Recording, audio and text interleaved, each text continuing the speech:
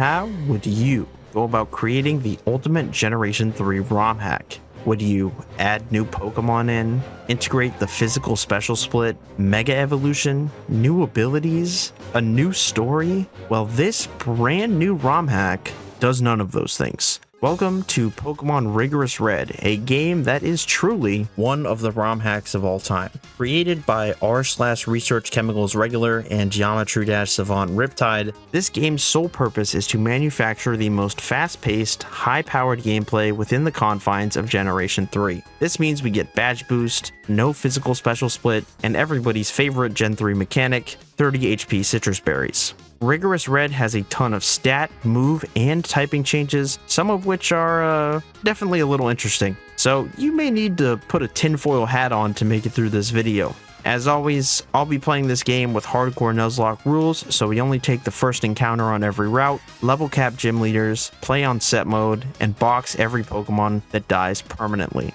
Before we get started with the run, I have to make my obligatory housekeeping announcements, so bear with me for a minute. I created a second channel to post VODs since Twitch decided to go scorched earth on highlights, so be sure to subscribe for some exclusive content, since there's plenty of stuff that I stream that doesn't always make it to YouTube.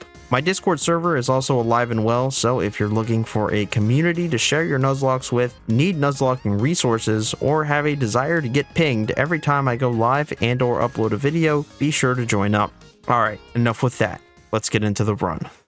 Rigorous Red changes all three Kanto starters pretty extensively. Venusaur has some juiced up stats and gains Thick Fat as its ability, and Charizard leans more into a mixed attacking role and gets another immunity with Flash Fire. I ended up going with Squirtle since it evolves into a Water Steel type Shell Armor Blastoise, which seemed broken. In fact, it was so egregiously overpowered that it got nerfed in the middle of my run. Even after the patch, it honestly still felt busted. My first patch of encounters includes Zigzagoon, Marill, Wingull, Shroomish, and Venonat. Zigzagoon has huge power and an early evolution, I guess, but yeah, this was kind of the Pokemon of all time. Marill evolves into a Azumarill pretty early, and it at least functions as a nice stat blob. Same thing goes for Wingull and Pelipper. Shroomish is the real prize here, evolving into a speed boost Breloom with buffed special attack so that it can better use its Grass Stab. This thing was really one of the best Pokemon the entire run.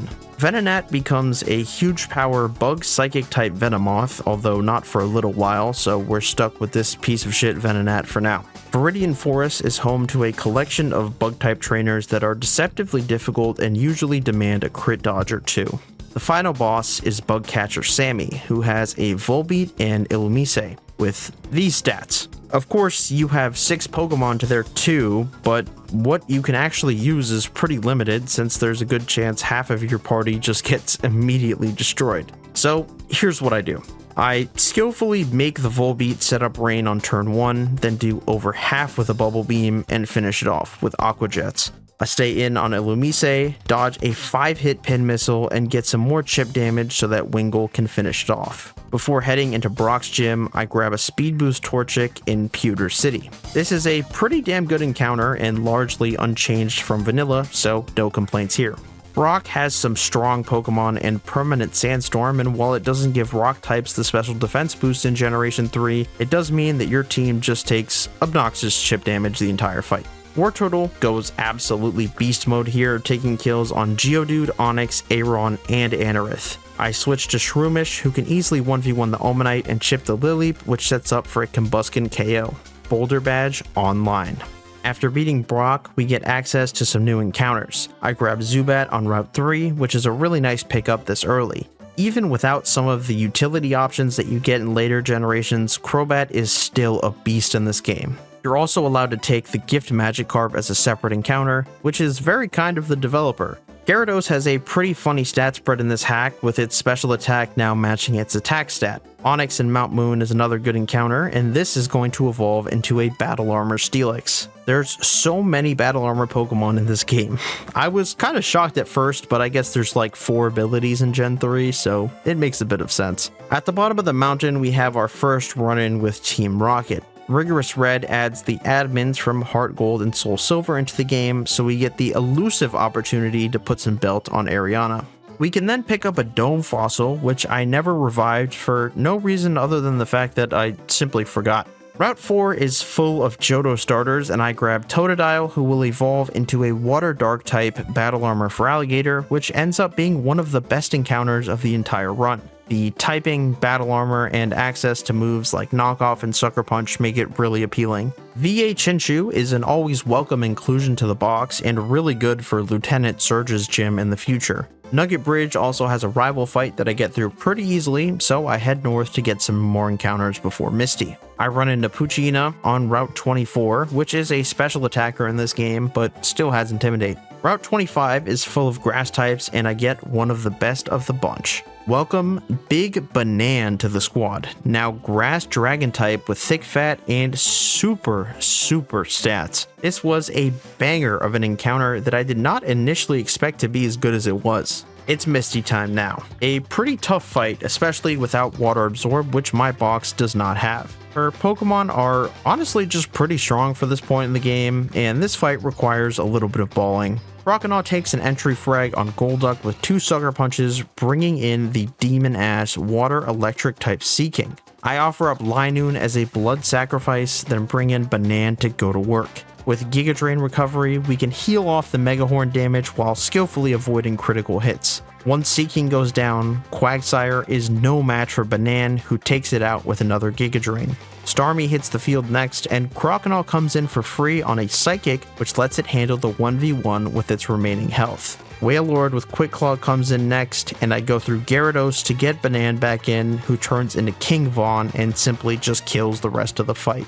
Before leaving Cerulean City, you get to fight Petrol for the Dig TM. This is honestly a pretty tough fight considering the level advantage that you have, and it took me a hot minute to find a decent line. I had to push Onix all the way up to level 35 so that it could evolve into Steelix and be able to safely beat this muck. The incoming Torkoal is beaten by Gyarados, who can also chip Crawdaunt to set up a Lantern KO. Tropius is beaten by Vetamoth, who also kills Raticate to get us the W.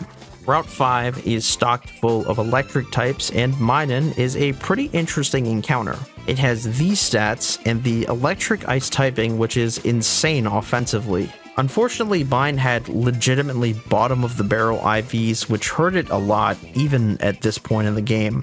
I get a few more encounters before reaching Vermilion City, like a Gift Hoppip in the Underground Path and Vulpix on Route 6. At this point, all is well, but it would not be for long as I decide to accidentally run into an optional fight and I lose my Azu, Minun, and Steelix as a result. Pretty brutal losses. At the very least, we can get some more encounters and refill the box a little bit. Spoink on Route 11 is a good start. This is now a Psychic Dark type with thick fat, and it's actually quite good. In Diglett's Tunnel, I catch a Diglett, which evolves into a ground fighting type Dugtrio. Before entering the SS Anne, I grab a Wailmer, which is now a water normal type and did pretty much nothing the entire run.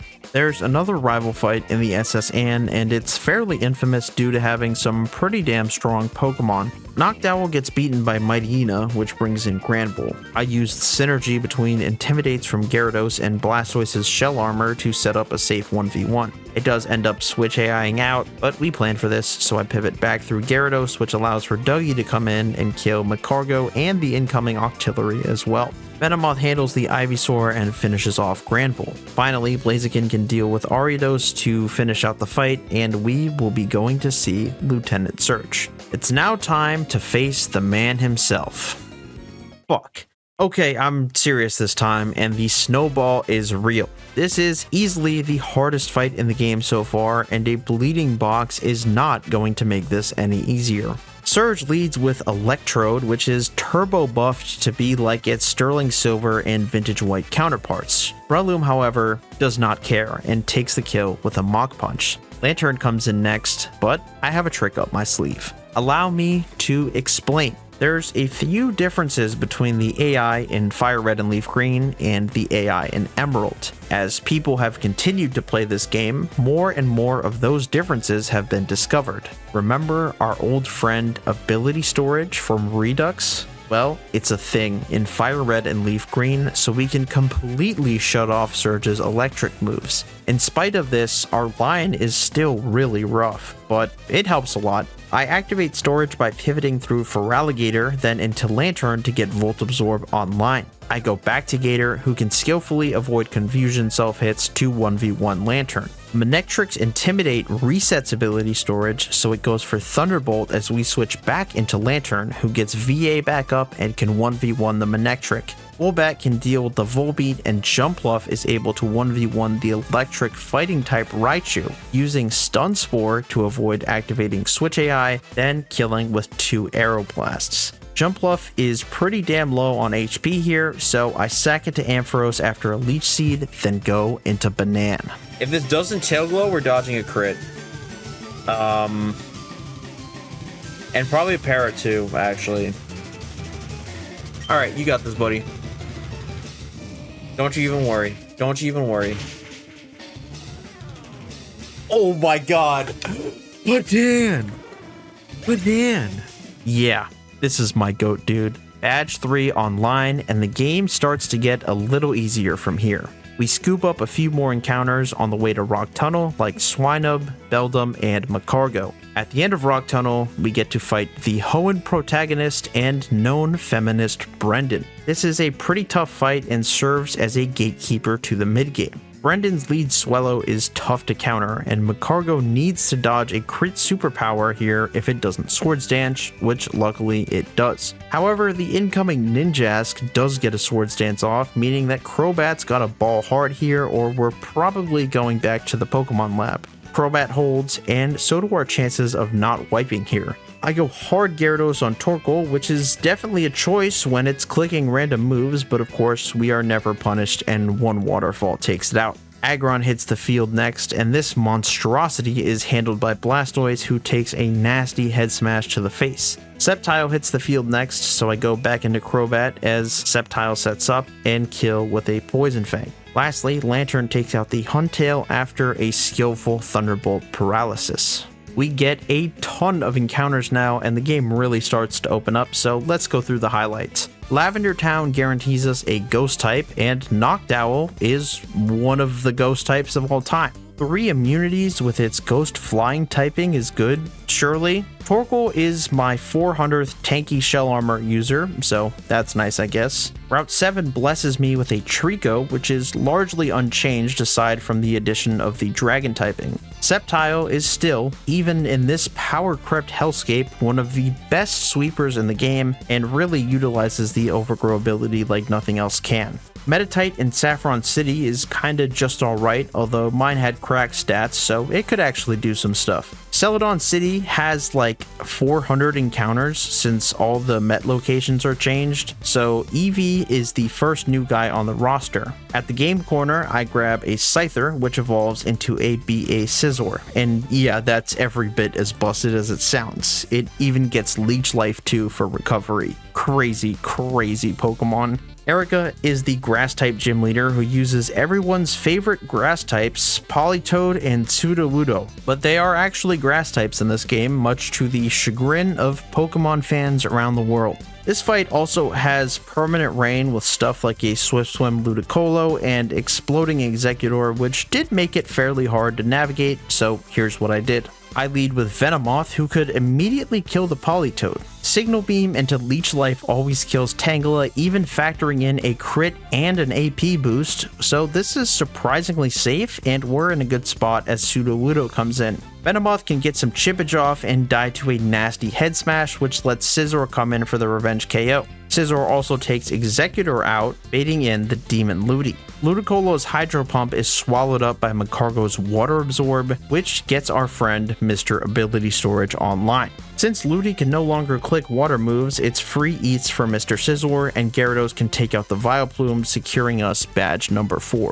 Acquiring our 4th badge grants us the privilege of entering Rocket Hideout. Before doing that, however, we can pick up a Clamperl as our fishing encounter in Celadon. This is the 3rd legal Celadon City encounter of the run, and this one is really good. Clamperl can be evolved into Gorbis, a water psychic type swift swimmer with some pretty insane stats, and this guy quickly became one of the goats of the run. Proton serves as a welcome to Rocket Hideout and an introduction to Rigred's version of Exploud Theorem. This monster of a Pokemon has some hilarious stats, making it perfectly suited to not being great for the player, but an absolute menace on the AI. There's also 5 other threatening Pokemon on his team, by the way. Blastoise is an excellent counter to the Demon, being able to kill with 2 waterfalls into Aqua Jet. Camerupt is out next, and despite a Quick Claw proc, Gyarados is able to take the KO. Pidgeot is part fighting type in this hack and is beaten by my newly acquired king, Gorbis. I pivot through Pelipper into Ninetales on Metagross, who lights it up with a Heat Wave and baits in Kingdra. This is where I realize that I may have slightly fucked up when planning, so I switch into Feraligatr, who activates Switch AI into Shiftry. I pivot back into Ninetales to kill Shiftry, then finish off Kingdra with Blastoise to secure the W. That got messier than it should have been, and it's a good reminder that this game regularly tests your Switch AI knowledge. You can get punished hard if you predict incorrectly and the wrong Pokemon comes in. There's so many high-powered moves, setup sweepers, and trappers in this hack that it can be a real issue.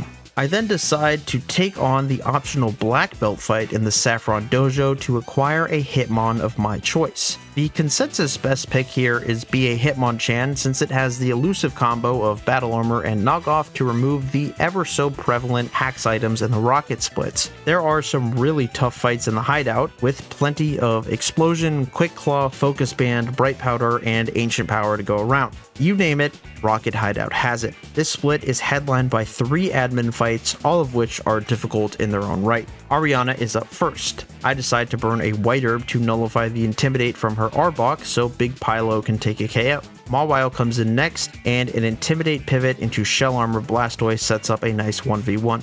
Nidoqueen is beaten by another series of Intimidate pivots, this time with Scizor and Gyarados to set up the Scizor matchup. I pivot through Magcargo to get Crobat in to blast Murkrow and Jinx back to back. Magcargo with Water Absorb and Pre-Poison walls out the Milotic and eventually withers it down to get us the win.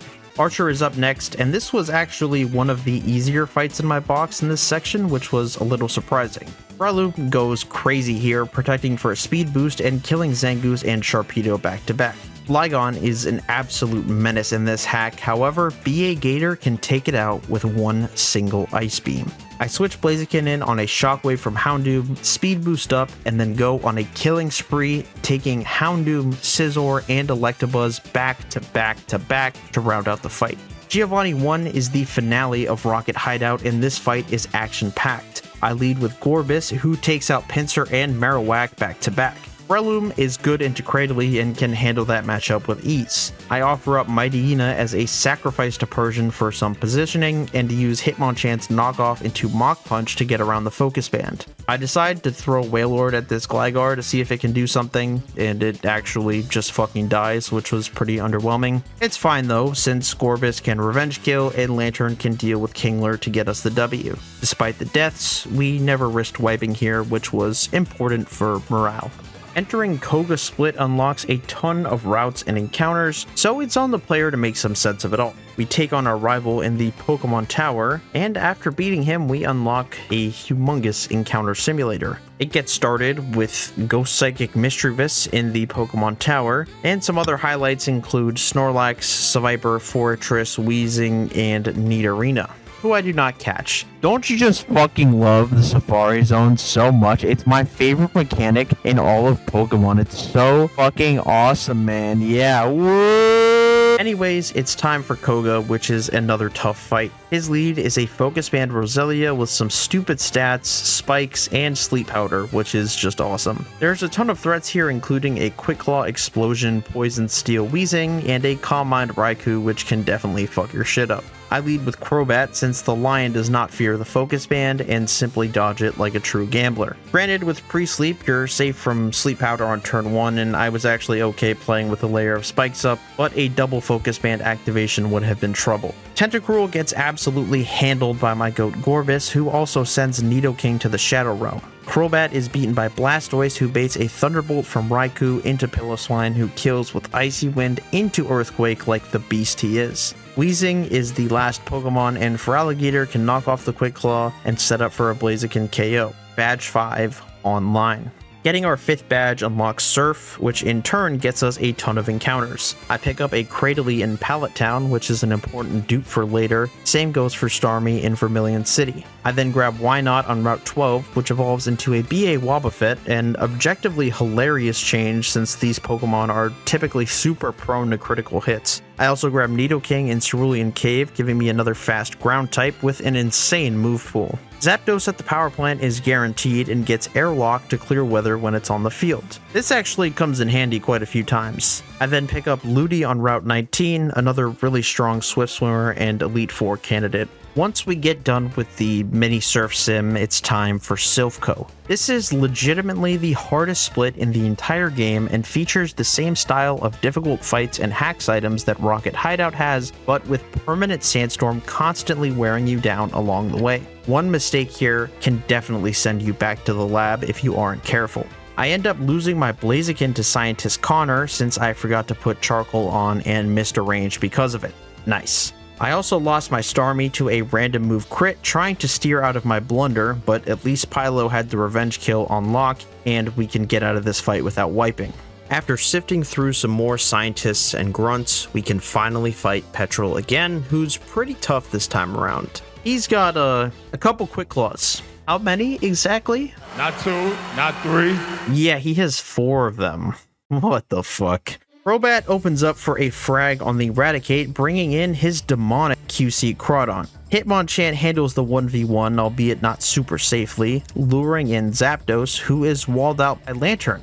Except for the fact that I forgot that I could proc Switch AI, so now Torkoal comes in. Feraligatr takes care of Torkoal, and Zapdos is in again, so we're back on our line. Lantern finishes the job, baiting in Muck, who is beaten by Scizor. Fortress is walled out by Weezing, who is able to take it out with the flamethrower, winning us the fight. There's also a rival fight here, which is probably the hardest rival fight in the game. Quick Claw Spikes is just ass, man. I was getting pretty exhausted at this point, I'm not gonna lie. At the very least, this fight doesn't have permanent sand, which is nice, but yeah, I was definitely getting burnt. Anywho, Zapdos is able to skillfully avoid spikes going up, which baits in Vaporeon, so I pivot through Ninetales to set up a Gyarados 1v1. Flareon comes in, so I pivot through Pylo into Gorbis and let the carnage commence. My goat takes 3 kills and bows out once Hypno hits the field, and Umbreon is able to get a Toxic off, so it and Ninetales can stall the Hypno out. There's 2 more fights in Silph Co, and the penultimate showdown is against Archer. This fight is nasty and required a pretty extensive cook involving me spending multiple big mushrooms at the move relearner. I lead with my demon Gorbis, who kills Zangoose and Electabuzz back to back. Weezing walls out the Scizor and takes the KO with a flamethrower. I use Togetic as an eject button to get Wobbin to Mirror Coat Archer's nasty Flygon. Houndoom comes in next, so I pivot through Feraligatr into Sceptile on Magical Leaf. I then Detect to burn another turn of Sandship and kill Houndoom with Brick Break. You may notice that Sceptile's HP is below a specific threshold, you know, the type that gets you perfectly knocked into Overgrow, which lets Sceptile unleash an Overgrow boosted Seppi Blast to absolutely annihilate Suicune and close out our duel with Archer. The final fight in Silph Co is the second showdown with Giovanni. This fight has 3 goddamn hacks items and another Quick Claw Spikes lead, which, you know, at this point I'm just absolutely in love with. I use no pre-sleep and a Lumberry to mitigate some risk on Steelix. Ludicolo not being status means that Steelix can use Toxic here if it Quick Claws, which is exactly what happens, and I take a free KO. Ludi gets active and spins the block, killing Solrock with another Surf and Golem with Magical Leaf to hit through the Bright Powder. I switch to Gorbis on Blizzard to get the Grim Reaper another frag. Fortress and Gyarados can work on debuffing Kangaskhan and stall it out so that it dies to sand. Cloyster is now the last Pokemon out and can explode, so Lantern has some free eats here to deliver the dagger. The last fight in a pretty lengthy mid-game is the 6th gym, the Psychic type leader Sabrina. There's some really strong special attackers as well as 2 Tailglow Sweepers and a Quick Claw Slowbro. She has another problematic Focus Band lead in Deoxys, which can be super punishing if you don't respect it, at least on paper. This lead is actually super exploitable. You basically pivot between a dark and ghost type to force it to explode. I do this by switching between Noctowl and Feraligatr until the screens go up, and then Noctowl takes the explosion for free since it's a ghost type. All the Noctowl haters are in absolute shambles right now. That's all I gotta say. Feraligatr also matches up extremely well with Slowbro. Gator can knock the Quick Claw off to avoid Switch AI, then Brick Break the screens away, although they end up expiring, so there's no need for that. I take a kill with Crunch, which draws in a Thunderbolt, allowing for Nidoking to get in for free. It's Nido time, baby. Rockhead, Recoil Fissure takes care of Ninetales, and a Bug-type Horn Drill shreds Sabrina's Grumpig. My Grumpig can take out Sabrina's Alakazam with Feint Attack and a Sucker Punch, leaving Jirachi out last. I pivot through Metagross to bait Fire Blast into Ninetales, powering up our Flash Fire ability and letting a Ninetales Blast go off to send Sabrina to the Shadow Realm. We're in the late game now. The next two splits are pretty short, but at least we get to cash in on some earlier encounter routing. On Route 20, a Starmie dupe guarantees that I fish up a Slowpoke, which evolves into Shell Armor Slowbro. I then pull up to the Seafoam Islands and pick up Smoochum. Now, normally this is a pretty good encounter in Kanto, being a fast psychic type with the bonus of Ice Stab. Rigorous Red takes a slightly different approach to balancing Jinx. This is basically a Diet Deoxys with Ice Stab, a real special defense stat, and boobs. It goes without saying, but this thing is completely and utterly busted. I also grab Poliwhirl on Route 21, giving me another pretty strong water absorber, and then head back up towards Cinnabar Island. You can't actually get to Cinnabar from Seafoam in this game, and I'll explain that later, but yeah, you have to go up this way. Having the Cradily dupe from earlier guarantees Armaldo in Cinnabar Island, and this thing is really good with guaranteed battle armor and a nice speed buff. Once we get to the Pokemon Mansion, we get to fight the least sexist of the Hoenn protagonists, May. Mawile is beaten by Torkoal, who legitimately does not care about the Quick Claw. Roselia and Medicham get chain killed by Crobat, Feraligatr can beat the Blaziken, and Gorbis is killed by Sceptile. I offer up Pelipper as a blood sacrifice to the Soldu Latias and beat it with Big Armaldo. GG's May. The lane looks brutal on paper. Permanent Sun, Groudon, Ho-Oh, Flygon, 2 Chlorophyll users. Yeah, it's not looking too hot. But like many fights in this game, there's cheese if you're willing to seek it out. Jinx gets us rolling with kills on Groudon and Flygon back to back. Celebi comes in and I can switch into my newly acquired Flash Fire Typhlosion, who gets ability storage online. Scizor can take both Celebi and Blossom with storage up and bring Arcanine out, whose Intimidate resets the ability storage like we mentioned earlier, meaning that Scizor is now dead to Blast Burn, giving me a free switch back into Typhlosion, who with the added ground typing and a real attack stat, kills Arcanine with Earthquake and Ho-Oh with a rock type strength, rounding out a 3 Pokemon Blaine. We go straight into Giovanni's gym after this, and after dealing with his gym trainers, we can have our final face-off with the big boss man. He does not fuck around either, with Permanent Sand, Aerodactyl, a Quick Claw Tyranitar, Bright Powder Cacturne with Destiny Bond, Sandslash that can flinch you with King's Rock, the Bull, and of course, Mewtwo. Here's how we get through it. Jinx makes our life way easier than it should be, taking Aerodactyl, Tauros, and Sandslash back to back. This is a minus special attack nature Jinx, by the way. Goes to show just how insane this thing is. Anywho, Mewtwo comes in next, so I pivot through Poliwrath into Feraligatr to set up the 1v1. Tyranitar is out next, and Cradily is lucky enough to get a spike up before dying to get Blastoise in for free. The big guy handles the 1v1, then lets Zapdos hit the field on Cacturne. At the very least, Spikes gives us some risk mitigation and a range to kill Cacturne with Aerial Ace, although we end up low rolling, so I go back out to Wrath to take the incoming Heat Wave, which causes Sandchip to finish it off. That's all 8 badges, baby. Before we head into Victory Road, there's one last rival fight to send us off. The lead is a Blissey with huge power, a Quick Claw, 60 attack, 60 defense, and explosion. This Riptide special of a Pokemon is beaten by a simple Intimidate pivot into Battle Armor Metagross to set up a 1v1. Altaria is beaten by Armaldo, Lapras is beaten by Wob, and I try to sack Seviper to Minun, although it's able to survive, so it dies to Moltres instead, and the Pink Reaper goes on cleanup duty. I can get 2 more encounters, first a pseudo-legendary on Route 23, and I roll a Larvitar which will evolve into a Rockhead Tyranitar. I pick up a Dusclops in Victory Road, which is super interesting. It gets a fairly similar treatment to Emerald Kaizo stat-wise, but adds the Fighting type and Levitate to its arsenal. This is an easy contender for the Elite Four and a really nice encounter. Victory Road has a bunch of the developers' friends in it, including me. This is how Riptide bribed me into playing this game, believe it or not. True story. Anyways, Delibird and Hitmonlee are Jinx victims, and I get to use Slow Baton Pass on Fortress to get Armaldo in to beat Slacking. Metagross and Breloom are beaten by Ninetales, and Soldu Latios usually demands blood, so I kiss Piloswine goodbye to set up a kill from Nidoking. Never meet your heroes. Riptide is the last fight in Victory Road and probably the hardest in my opinion. Sceptile can kill the Bright Powder Sharpedo with Magical Leaf and let Gorbis come in safely to kill Electabuzz. Noctowl goes down to Exploud Theorem Part 2, allowing for Wob to take it out. Tyranitar with White Herb is a nice Snorlax counter because it can take it out with no issue and then kill Slowbro as well. Because Camerupt is the last Pokemon out, it can explode, so Gyarados is super safe here despite a Quick Claw proc, and we are now at the Pokemon League.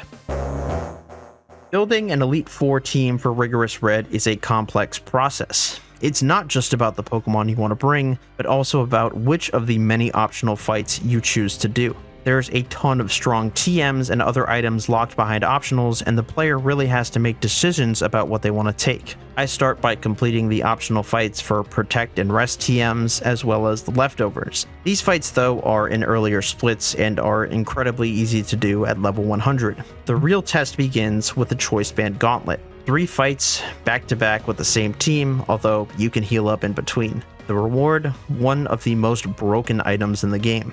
Unfortunately for the trainers, Jinx just absolutely dogs on this with some assistance from guys like Crobat and Armaldo. For how intimidating this looked on paper, it was laughably easy. Pinchberries are some of the most powerful items in all of Pokemon, giving you a stat boost when your health falls under 25%. Rigorous Red offers optional fights that give you 2 of each berry. The catch, of course, is that you have to do them, but the reward is frequently worth the risk. The first berries I need are Salads, which raise your speed by 1 stage. I have to fight Intercom for them, and his fight takes place in Permanent Sun. Armaldo gives me a riskless Torkoal answer, which was honestly a gift from God. I sack Snorlax to Rhydon, then kill it with Gyarados, baiting Arcanine and letting Nidoking come in for free on a Wild Charge. Fissure kills Arcanine, and this Nidoking is so goddamn fast that it outspeeds Executor in Sun and kills it with a Horn Drill, then finishes off Charizard with Head Smash. Level 100 Altaria is the final Pokemon, and I pivot through Blastoise into Tyranitar to wrap up the fight. The last items we need for the Elite Four are Pitaya Berries. These bad boys can be unlocked by fighting Fizzo and Doge, a 6v8 back-to-back in Permanent Sun. In typical Jude fashion, I had an old version of the Master Sheet saved, and it said that this Mawile had a Focus Band, so I brought Umbreon specifically to knock it off, and I really did not need to bring it to this fight otherwise, so we kind of ended with the team build here. But at least we can kill 3 out of the 4 Pokemon on Fizzo's team with a Virtuous Type Blast, and Blastoise can take Jumpluff to Ballhard University. I sack Umbreon to Doge's Moltres, which has a Bright Powder, then pivot around to get ability storage up so Zapdos can safely beat it with a Shockwave. Tyranitar is beaten by Hitmonchan, who also holds on long enough to take Shiftry, although obviously this was not necessary to us winning. I sack Hitmonchan, then Scizor can clean up on Kecleon to round things out and secure the berries. Now it's really time to hit the Pokemon League. Lorelei comes out swinging with Permanent Rain set by Kyogre and a host of Swift Swimmers. Bruno's lead Regirock is hard to break through, and he can trap you with Dugtrio and hacks you to death with Bright Powder Ninjask and Quick Claw Machamp. Agatha is tough as well, with her Lunatone being able to boost up with Cosmic and Ancient Power, as well as go boom at any given moment. Kecleon can trap you, and there's another hacks item with Quick Claw Dusclops, and Lugia is a lore-accurate brick wall. Lance has 3 insanely strong dragons plus Aerodactyl, who locks in with Choice Band to deal massive damage in addition to Aggron and Tyranitar, which dish out high power recoil moves that are extremely difficult to switch into. The champ fight is actually not too bad, although the starters having crack smoking coverage made me laugh a little more than it probably should have. The team build is simple. First, the stalwarts. Blastoise's godly typing, bulk, and shell armor ability make it an ideal defensive tank. Blastoise also gets access to Recover for the Elite Four, as well as moves like Protect, Rest, and Toxic, so you can just go full degenerate. Fortress comes with shell armor as well and offers the potential for hazard support with spikes, but also god tier slow pivots with Baton Pass and recovery with Leech Life. Dusclops is the third member of the Stall Core, and Levitate Ghosts have fantastic pivoting synergy with Blastoise. The immunities and typing are really what make it ideal here, but it can deal solid damage as well if necessary. The second part of our team is the Zoo. These are the fraggers, guys that can kill before they will be killed. Zapdos will see the least usage of any Pokemon on this team, although it is instrumental for Lorelei being able to temporarily remove Rain with Airlock. Sceptile stays at low HP for almost the entire Elite Four, abusing both Overgrow and Pinch Berries better than pretty much anything else in the game. The amount of carnage this thing creates cannot be overstated. Our last Pokemon is Armaldo, a potentially new member of the Rigorous Red Hall of Fame. It's decently tanky with battle armor and some good utility options, so there's a world where it sees more defensive use, but our guy has an adamant nature, massive attack, and respectable speed. Make no mistake, because on this team, Armaldo is hungry for blood. Lorelei's lead Kyogre is a raid boss and typically very hard to break through. However, with my incalculable genius, I have come up with a simple solution: Overgrow, Miracle Seed, and Petal Dance. Petal Dance works like Leaf Storm typically does, so we drop our special attack as Kyogre goes down instead of getting locked in. Even at -2, Leaf Blade still kills Swampert while we are in Overgrow and invites in Dugong. Blastoise single-handedly stalls this out, then 1v1s it once it's out of moves, guaranteeing Thunderbolt from the incoming Lapras. Armaldo hits the field and unleashes a massive Choice Band Head Smash to send Lapras to the Shadow Realm. This is Water Dragon Lapras, by the way, so it's not even super effective. Bro just got annihilated by a neutral hit. Huntail is next, and we're dead to Priority Sucker Punch here, so I'm able to bring Zapdos in and shut down Swift Swim, meaning that I can kill it and the incoming Quillfish. Things get a little more interesting on Bruno, with Sceptile immediately killing Regirock. Our Salic Berry activates at the end of the turn, making us faster than the incoming Dotrio, and that's 2 down. Absol is another unfortunate victim, going down to a Petal Dance. Ninjask hits the field, and this thing is walled hard by Dusclops. Clops is also packing Shadow Punch, which never misses and can hit through the Bright Powder to take Ninjask out. Machamp comes in next, and this is a pretty intricate matchup, so here's how we set it up. First, we stall the Cross Chops with Blastoise and Dusclops. At this point, once the AI is out of its highest damaging move, it will click random moves. However, we can get around this since we took damage from Shadow Punches during the Cross Chop stall. This now means that Blastoise is dead to Earthquake, meaning that it will be clicked, and Dusclops can come back in and activate ability storage with Levitate. Once storage is up, Blastoise comes back in and 1v1s from there. Bruno's last Pokemon is Primeape, and I can tag in Fortress to slow Baton Pass and get Sceptile back in to kill Primeape with yet another Overgrow Petal Dance. Agatha is probably the toughest fight for this team, but at least our lead is easy. Crunch kills the 4 times weak Misdreavus, and our Pataya Berry activates to give us the edge on Gengar. Lugia is out next, and we get a big Toxic Salt going, and I'm even able to preserve some PP in spite of pressure. I am precisely able to get Blastoise back in on the last Toxic turn, and I decided that I wanted to let my Twitch chat know about that. Thankfully, your boy knows how to count Toxic Chip. Dusclops is next, and I PB stall it, running the same cycle that I did on Machamp and getting a Toxic off once Blastoise is safe. The issue is that I make a mistake and accidentally switch Dusclops in, which gets me off my line, and then I miscount the Toxic turns and get Armaldo damage. Let's take a time out here and examine the problem. The original plan was for Fortress to slow Baton Pass out on the last Toxic turn, and Armaldo can chain both Lunatone and Kecleon with Choice Band Head Smash, meaning that both Kecleon's Shadow Tag and Lunatone's AP Explosion combo could be handled with no risk. The issue is now, with the damage Armaldo has taken, and will take from another Shadow Sneak, it now dies to Head Smash Recoil, which is a problem. So I try to steer out of this by going back into Fortress as Lunatone comes out. This is really bad, and now we're gonna have to find a way out. Alright, now we're fucked. I don't know how I'm getting out of this one. Yeah, I just can't sack here.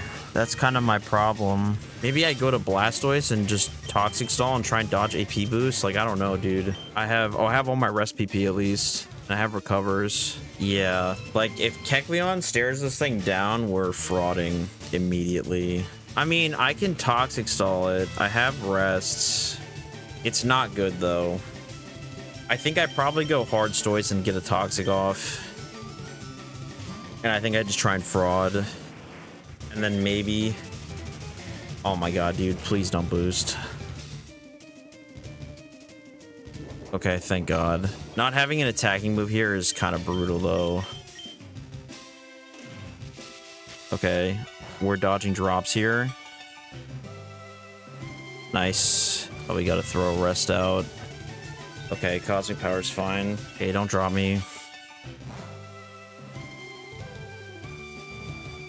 Nice. All right, yeah, I'm channeling some Sterling Silver post game energy right now for sure. Fuck, I wish I had a protect. I'd love to call out a boom here. Does Fori live boom? Fori still has protects, right? If Fori lives boom with Mago and I can baton pass out, we might be chilling. Okay, I think that's our out. I think we go Fori here. Ideally, Shadow Ball, no drop. Okay. Don't drop. Please don't drop. Please explode. Please explode. Yes! Yes! Let's fucking go! Let's fucking go! Oh my god. Oh my god. We're fucking free. Oh my god. Alright, we're good now. We're good now. And then Choice Band Head Smash is just gonna shred this thing.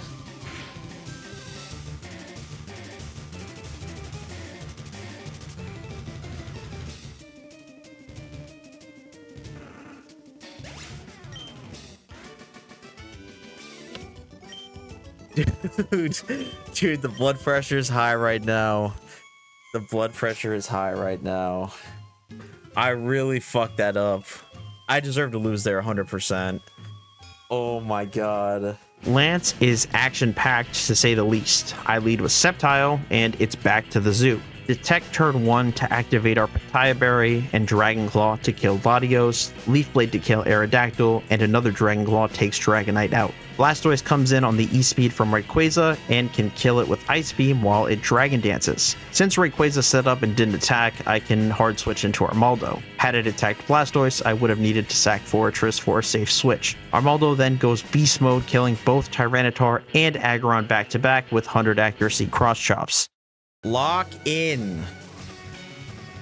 Lock the fuck in. I open up on the champ fight with a Choice Band superpowered Clops Blast to kill Registeel. Then Blastoise Toxic Stalls Mute. Once the chicken comes in, it's time to start sacrificing. In lieu of this unfortunate necessity, I have prepared a short poem in loving memory of my starter. To my friend Blastoise. Rest now, brother. We have the watch. And I'll see you in Valhalla. Anyways, Armaldo handles the 1v1 from here, then dies to Feraligatr, who is killed by Zapdos, who also kills Venusaur with Sky Attack. I sack Zapdos to Salamence, and Sceptile cleans up to secure the run. I have a lot of thoughts about this game. First of all, it's surprisingly well optimized in terms of quality of life, which you don't always expect from games that shitpost this hard. But there's a portable PC, buyable repels and rare candies, a custom damage calc, and a fully functional Lua script for edging, pre-statusing, and exporting your box. This is really nice since it means that you never have to touch a save file editor to Nuzlocke this game. Gameplay-wise, it definitely gets pretty wild, although I did get a prevailing sense that this game had been playtested a little bit. Don't get it twisted though, because it overall definitely feels like the developer was smoking some good shit while he was making the game, but in a good way. Some of the type and stat changes aren't super intuitive, so you're relying heavily on documentation to fill in the blanks, which can get a little tiring. The mid-game felt like a bit of a slog, with both rocket splits being pretty tough and just an overall mass of content. I do think the pacing is more of an overall issue with Kanto than anything else, so I wouldn't hold it against this hack. Overall, it's a good time, and you'll definitely get the euphoria of unleashing something that is unholy levels of busted on Kanto's finest. This game also has a pretty active community on Discord, so I'll leave a link to that in the description. I'd love to see more people play this, and feel free to holler at me if you do. I hope everybody has a nice day. Jude out.